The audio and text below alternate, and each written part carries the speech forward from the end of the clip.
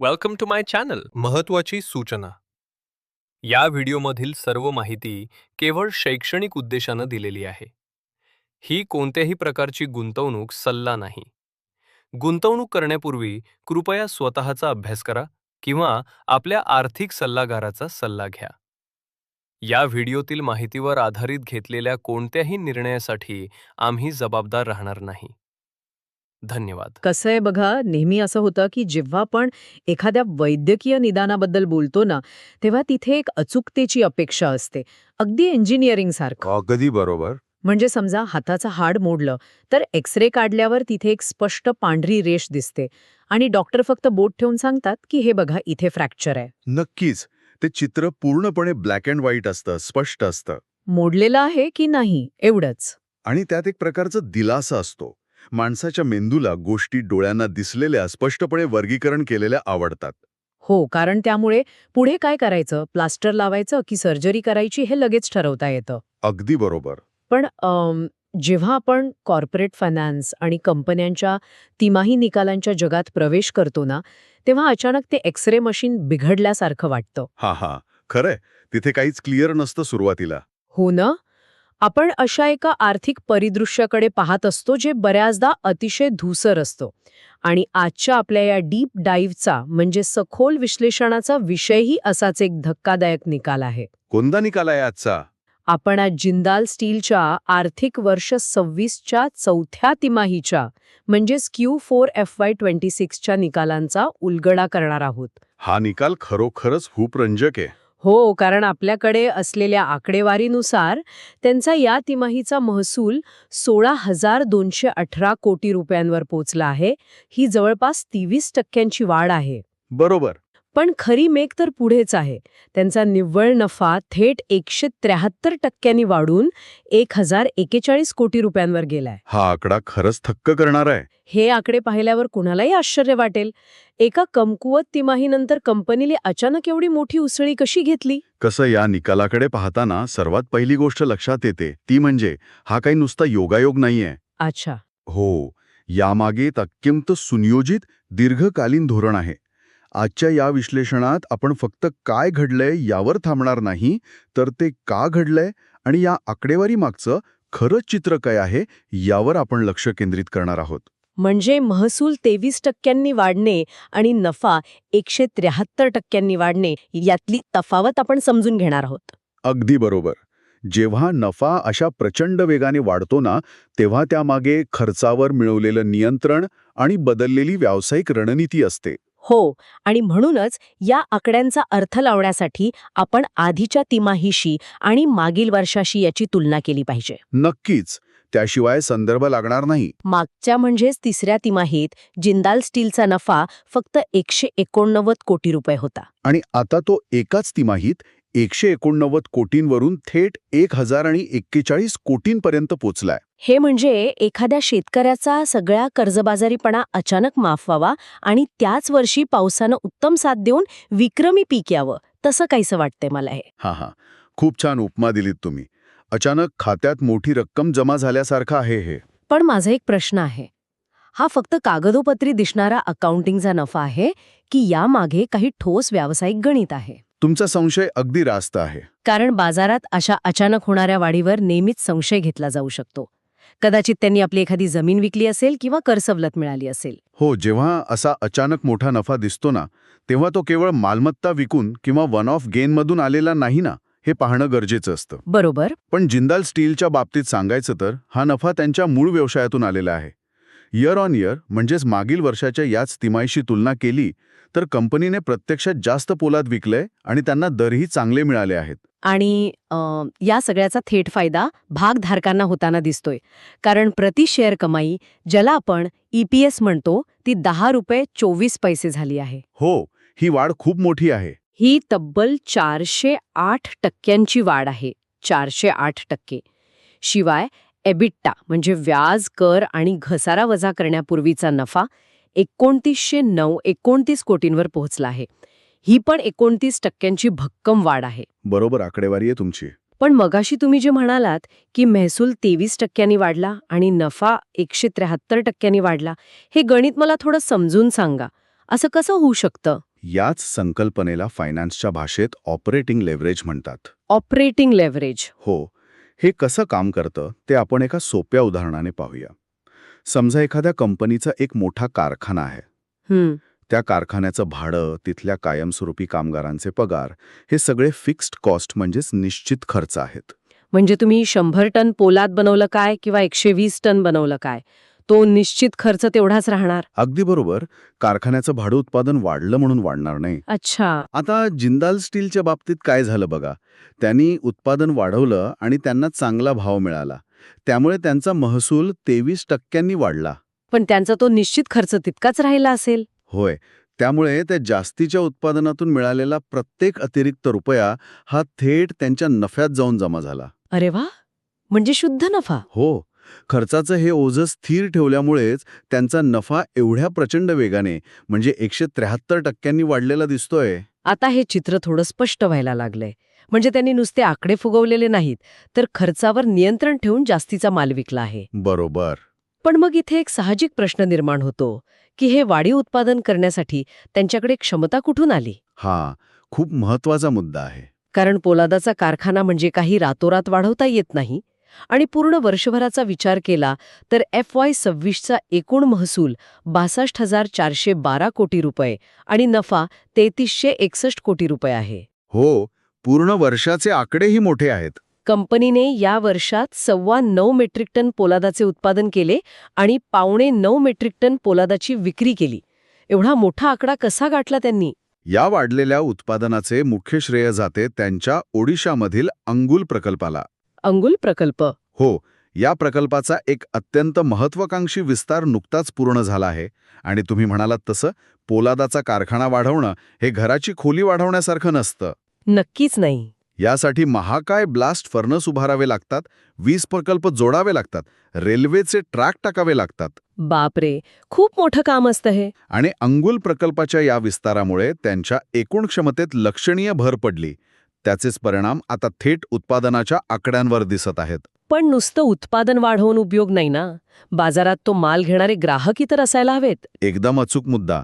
आणि येथेच भारताची सध्याची आर्थिक परिस्थिती जिंदाल स्टीलच्या पथ्यावर पडली आहे. म्हणजे कसं? सध्या देशात पायाभूत सुविधा, बांधकाम क्षेत्र आणि रेल्वेचे अनेक मोठे प्रकल्प प्रचंड वेगात सुरू आहेत. हो, हे तर आहे. आजकाल कुठेही बाहेर पाहिलं तर नवीन महामार्ग, उड्डाणपूल, मेट्रोचे काम किंवा हाय स्पीड रेल्वेचे ट्रॅक टाकण्याचं काम सुरूच असते. आणि या सगळ्यासाठी सर्वात मूलभूत गरज कोणती असते? साहजिकच पोलाद. अगदी. जेव्हा देश मोठ्या प्रमाणावर इन्फ्रास्ट्रक्चरमध्ये गुंतवणूक करतो ना, तेव्हा ते पोलाद उद्योगासाठी एका संजीवनीसारखं काम करते. पण मला एका गोष्टीची उत्सुकता आहे. तुम्ही म्हणालात की त्यांना पोलादासाठी चांगले दर मिळाले. आकडेवारी सांगते की विशेषतः HRC आणि TMTच्या किमती चांगल्या सुधारल्या. हे नक्की काय प्रकार आहेत? नक्कीच सांगतो. हे दोन पोलाद उद्योगातील अत्यंत महत्वाचे प्रकार आहेत. HRC म्हणजे हॉट रोल्ड कॉईल. म्हणजे पत्र्यासारखं काहीतरी? हो, हे पत्र्याच्या मोठ्या गुंडाळीसारखं असतं. याचा वापर प्रामुख्याने गाड्यांचे पत्रे बनवण्यासाठी, मोठे पाईप्स तयार करण्यासाठी किंवा इतर औद्योगिक उत्पादनांसाठी होतो. अच्छा. आणि TMT? दुसरं म्हणजे TMT, याचं पूर्ण नाव थर्मोमॅकॅनिकली ट्रीटेड बार्स. सोप्या भाषेत सांगायचं तर आपण घर बांधताना सिमेंटच्या पिलरमध्ये ज्या भक्कम सळ्या वापरतो ना, त्या TMT सळ्या असतात. अरे अच्छा. म्हणजे एकीकडे ऑटोमोबाईल आणि पाईपलाईनसाठी HRCची मागणी वाढली आणि दुसरीकडे बांधकाम क्षेत्रातील तेजीमुळे TMT सळ्यांची मागणी वाढली. बरोबर. आणि याशिवाय जिंदाल स्टीलने आणखीन एक अतिशय हुशारीचे पाऊल उचलले आहे. कोणतं पाऊल? ते केवळ साधे कच्चे लोखंड विकत नाहीत. त्यांच्या एकूण उत्पादनापैकी सुमारे 61% उत्पादने ही मूल्यवर्धित उत्पादने आहेत. मूल्यवर्धित उत्पादने म्हणजेच व्हॅल्यू ॲडेड प्रॉडक्ट्स. हे नक्की काय असतं? म्हणजे ग्राहकाला जसं हवंय तशा विशिष्ट प्रक्रियेतून गेलेलं पोलाद. समजा एखाद्या रेल्वे प्रकल्पासाठी एका विशिष्ट जाडीचे आणि ताकदीचे रूळ हवे आहेत, तर ते थेट तयार करून देणे. अच्छा. किंवा विशिष्ट कोटिंग असलेले पत्रे देणे. थोडक्यात सांगायचे तर शेतकऱ्याने नुसते गहू बाजारात विकण्याऐवजी त्याच गव्हावर प्रक्रिया करून चांगल्या पॅकिंगमधला बेकरीचा पाव किंवा बिस्किटे विकण्यासारखं आहे हे. हे अगदी योग्य उदाहरण आहे. साहजिकच त्या गव्हापेक्षा बिस्किटांना जास्त किंमत मिळणार. नक्कीच. मूल्यवर्धित उत्पादनांवर नफ्याचे मार्जिन नेहमीच जास्त असते आणि जेव्हा देशांतर्गत मागणीला या उच्च दर्जाच्या उत्पादनांची जोड मिळते ना, तेव्हा महसूल आणि नफा दोन्ही एकाच वेळी वाढतात. याची सगळी गोळाबेरीज केली तर असं दिसतंय की नवीन प्रकल्पामुळे उत्पादन वाढलं आणि देशातल्या बांधकामांमुळे मागणी वाढली. होय. पण हे सगळं होत असताना कच्च्या मालाचा खर्च जर वाढला असता तर हाती काहीच उरलं नसतं. कोणत्याही व्यवसायात कच्च्या मालाचा भाव वाढला की नफा कमी होतोच. बरोबर आहे. मग जिंदाल स्टीलने या खर्चाच्या राक्षसावर मात कशी केली? येथेच या कंपनीचं सर्वात मोठं बलस्थान समोर येतं आणि त्याला कॉर्पोरेट भाषेत म्हणतात बॅकवर्ड इंटिग्रेशन. हा शब्द मी अनेकदा ऐकलाय, पण हे बॅकवर्ड इंटिग्रेशन नक्की काम कसं करतं? पोलाद बनवण्यासाठी लागणारे सर्वात महत्वाचे 2 कच्चे माल कोणते? लोह खनिज आणि कोळसा.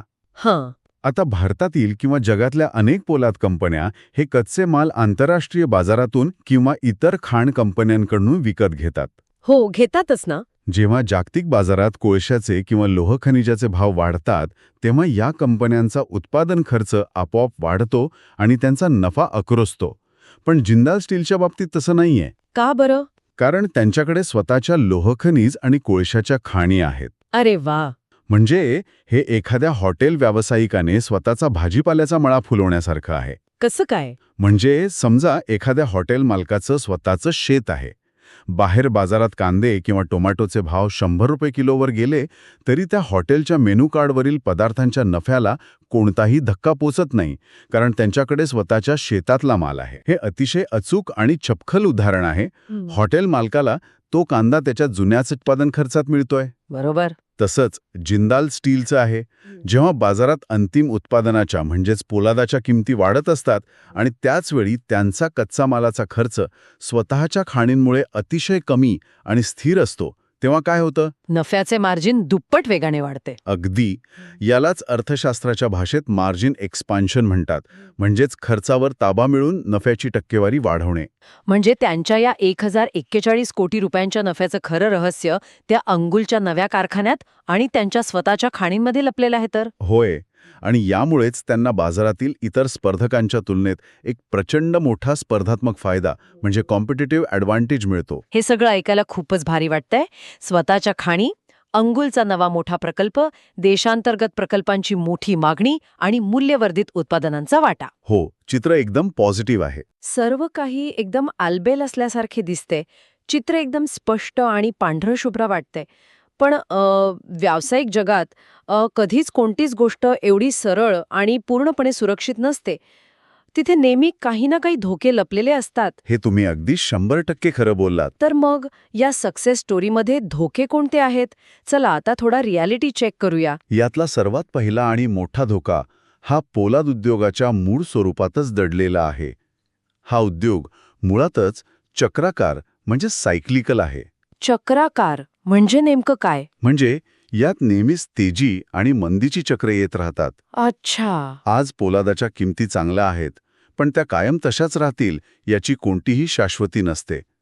इतिहासात आपण अनेकदा पाहिलंय की जेव्हा जागतिक अर्थव्यवस्थेत मंदी येते तेव्हा पोलादाचे भाव अक्षरशः कोसळतात. बापरे. आणि कंपन्यांना त्यांचा माल उत्पादन खर्चापेक्षाही कमी किमतीत विकावा लागतो.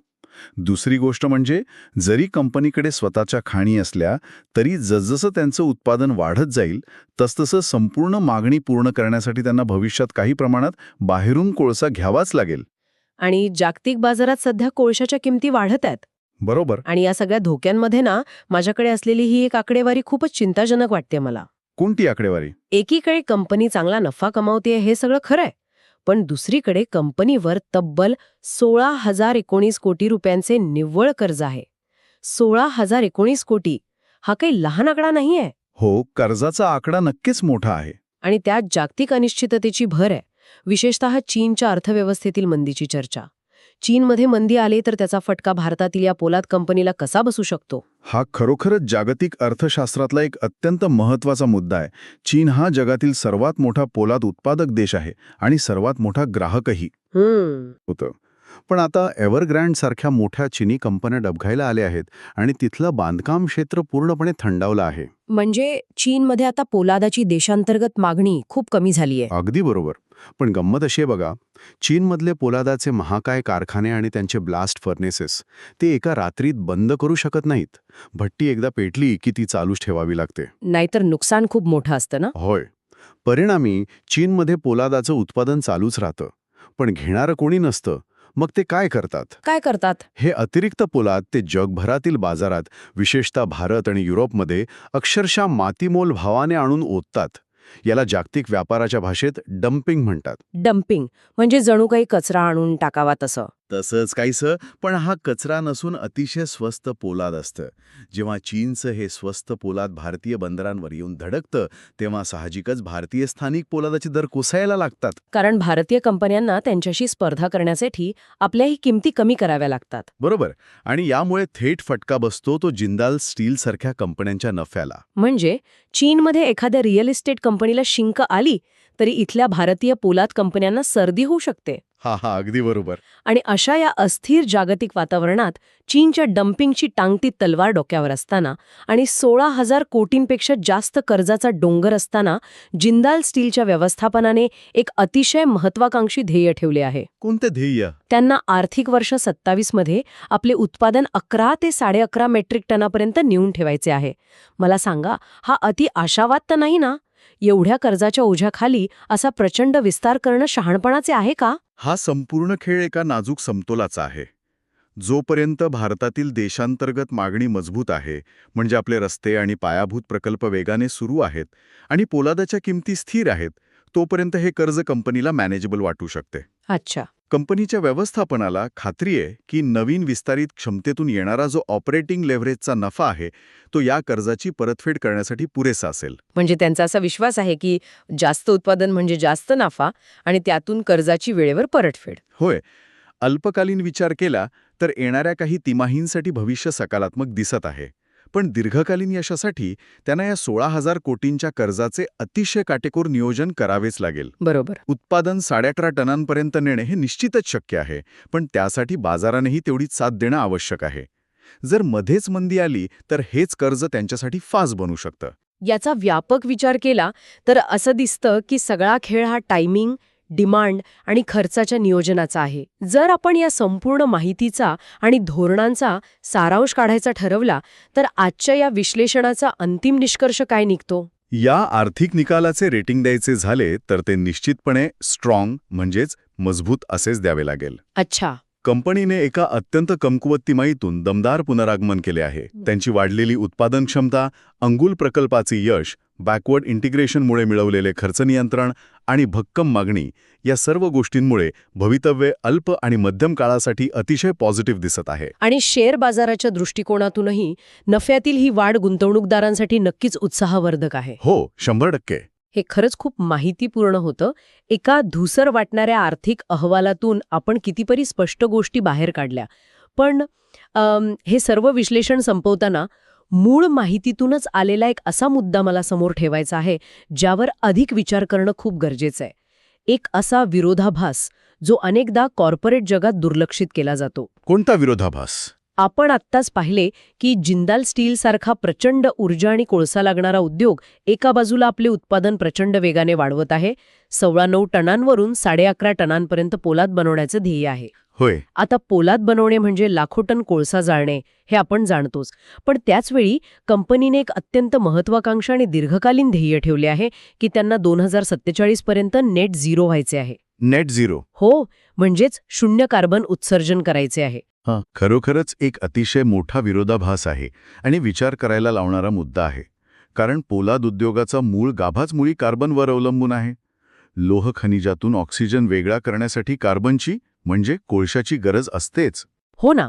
एका बाजूला स्वतःच्या कोळशाच्या खाणींचा फायदा घेऊन तुम्ही नफा दुप्पट करत आहात, नवीन ब्लास्ट फर्नेस उभारत आहात आणि औद्योगिक विस्तार करत आहात, आणि दुसऱ्या बाजूला पर्यावरणाचं रक्षण करून नेट झिरो होण्याच्या अणाबाका घेत आहात. हे दोन्ही परस्पर विरोधी वाटणारे घटक एकाच वेळी साध्य करणं खरोखर शक्य आहे का, हा मोठा प्रश्न आहे. तुम्हाला काय वाटतं? सैद्धांतिकदृष्ट्या बोलायचे झाले तर हे शक्य करण्यासाठी ग्रीन हायड्रोजन किंवा कार्बन कॅप्चर सारख्या अद्ययावत तंत्रज्ञानाची गरज भासेल. पण आजच्या घडीला हे तंत्रज्ञान अत्यंत महागडे आणि बाल्यावस्थेत आहे. व्यावसायिक पातळीवर त्याचा वापर करून पोलाद बनवणे हे सध्या तरी आर्थिकदृष्ट्या परवडणारे नाही. दिलेला एक दिखावा आहे. जेव्हा नफा आणि पर्यावरण हे समोरासमोर उभे ठाकतील तेव्हा एखादी व्यावसायिक कंपनी कोणाची निवड करेल यावर नक्कीच विचार व्हायला हवा. अतिशय रास्त प्रश्न आहे हा. तंत्रज्ञानातील नवीन आणि स्वस्त बदलांशिवाय कोणत्याही पोलाद उद्योगाला नेट झिरोपर्यंत पोचणे हे एक अत्यंत खडतर आव्हान असणार आहे. आणि म्हणूनच सुरुवातीला आपण जे एक्स-रे मशीनचे उदाहरण दिले होते ते इथे पुन्हा चपखल बसते.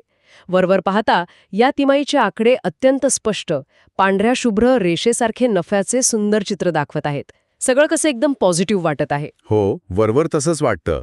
पण जर आपण या नेट झिरोच्या आश्वासनाचा, चीनच्या डम्पिंगचा आणि वाढत्या कर्जाच्या जागतिक धोक्यांचा विचार केला तर हे लक्षात येतं की कॉर्पोरेट जगातील हे एक्स-रे कधीच पूर्णपणे स्पष्ट नसतात. बरोबर. त्यामध्ये नेहमीच काही धूसर, न दिसणारे भाग असतात. आणि ते समजून घेण्यासाठी आपल्याला फक्त आकड्यांच्या पलीकडे जाऊन या व्यवसायाच्या मूळ यंत्रणेवर विचार करावा लागतो. विचार करा, औद्योगिक विस्तार आणि पर्यावरण हे क्लिष्ट समीकरण भविष्यात कसे सोडवले जाईल? याच एका महत्त्वाच्या प्रश्नावर आजच्या या सखोल विश्लेषणात आपण इथेच थांबूया. नक्कीच. हा विचार करण्यासारखाच विषय आहे. पुन्हा भेटूया अशाच एका नव्या विषयाच्या उलगड्यासह. व्हिडिओ आवडला असेल तर लाईक करा आणि अशाच युजफुल व्हिडिओसाठी चॅनलला सबस्क्राईब करायला विसरू नका.